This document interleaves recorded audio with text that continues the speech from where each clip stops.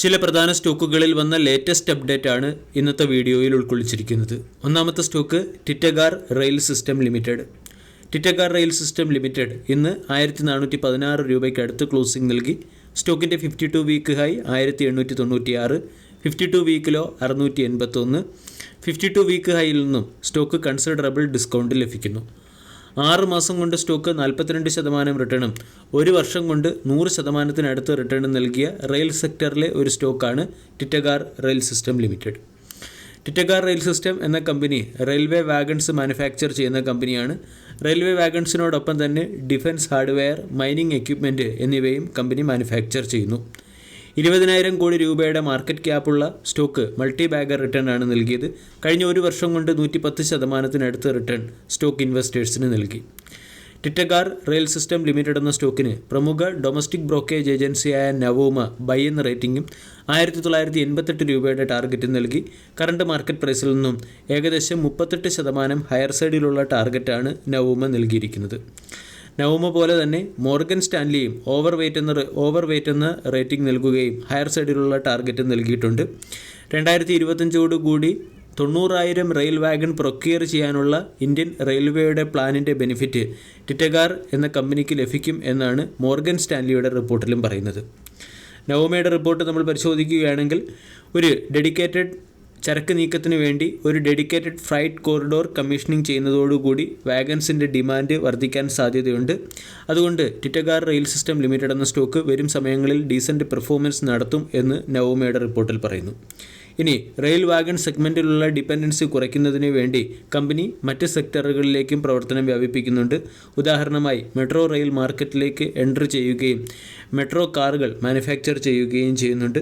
കൂടാതെ ഈ company defence സെക്ടറിലുള്ള സിംകോ എന്ന കമ്പനിയെ അക്വയർ ചെയ്ത് ഡിഫൻസ് സെക്ടറിലേക്കും അവരുടെ ഡിഫൻസ് സെക്ടറിലേക്കും അവരുടെ പ്രവർത്തനം വ്യാപിപ്പിച്ചിട്ടുണ്ട്. ഓർഡർ ബുക്ക് പരിശോധിച്ചാൽ 22,076 കോടി രൂപയുടെ ഓർഡറാണുള്ളത്. 2025-26 ഫിനാൻഷ്യൽ ഇയറിൽ 1000 കോടി രൂപയുടെ ക്യാപെക്സ് പ്ലാനും കമ്പനിക്കുണ്ട്. കമ്പനിയുടെ ഇപ്പോഴത്തെ monthly wagon production 700 wagon per month എന്ന റേറ്റിലാണ്. ഇതിനെ ക്യാപെക്സിന് ശേഷം 950 മുതൽ 1000 യൂണിറ്റ് വാഗൺ പെർ മന്ത് എന്ന റേറ്റിലേക്ക് ഉയർത്തുക എന്നുള്ള ടാർഗറ്റാണ് കമ്പനിക്ക് മുന്നിലുള്ളത്. ടിറ്റഗാർ റെയിൽ സിസ്റ്റം ലിമിറ്റഡ് എന്ന സ്റ്റോക്ക് 1900 എന്ന ലെവലിൽ നിന്നും ഇടിഞ്ഞ് 1300 വരെ എത്തുകയും 1300-നടുത്ത് സ്റ്റോക്കിന് സപ്പോർട്ട് ലഭിക്കുകയും ചെയ്തു. 1500 സ്റ്റോക്കിൻ്റെ ഒരു റെസിസ്റ്റൻസ് സോണാണ്. 1500-ന് മുകളിൽ സസ്റ്റെയിൻ ചെയ്താൽ 1750, 1800 തുടങ്ങിയ ലെവലുകളിലേക്ക് സ്റ്റോക്ക് ഉയർന്നേക്കാം.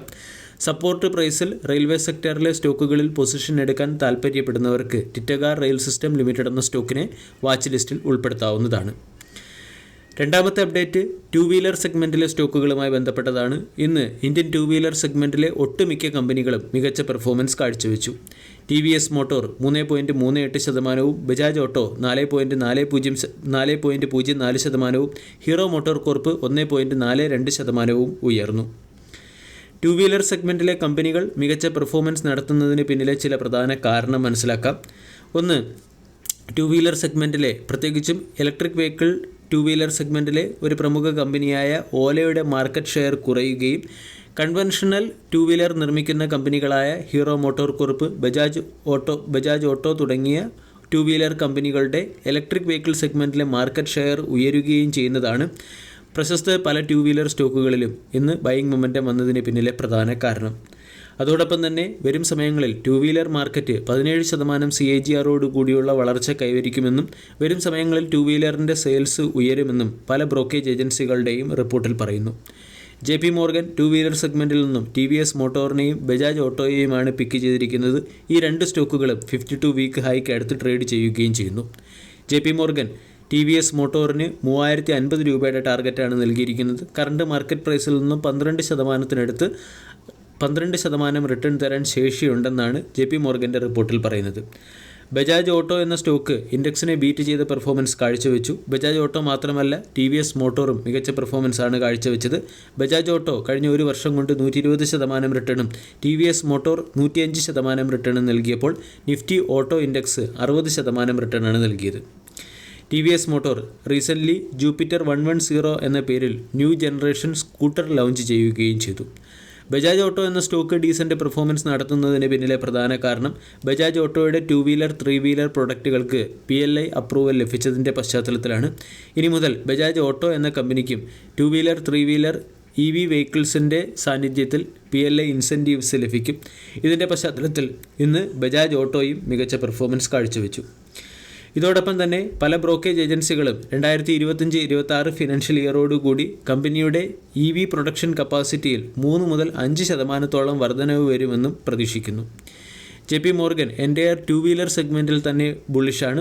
2-വീലർ സെഗ്മെൻറ്റ് 17% CAGR കൂടിയുള്ള വളർച്ച കൈവരിക്കും എന്നാണ് JP മോർഗൻ്റെ റിപ്പോർട്ടിൽ പറയുന്നത്.